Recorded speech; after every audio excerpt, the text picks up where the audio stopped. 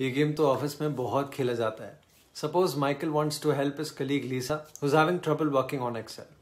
Michael may offer to help Lisa by constantly checking in on her, suggesting activities for her to do, or even setting her up for classes.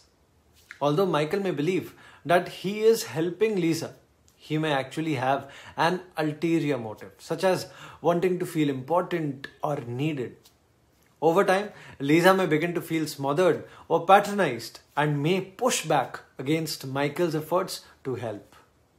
The "I'm only trying to help you" game is a common psychological game in which a person offers help or advice to another person, but in reality their motives are not entirely selfless.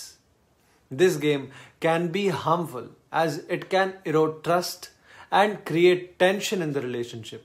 It's important to recognize when this game is being played and to address it directly and honestly. By setting clear boundaries and communicating openly, both parties can work together to build a healthier, more authentic relationship.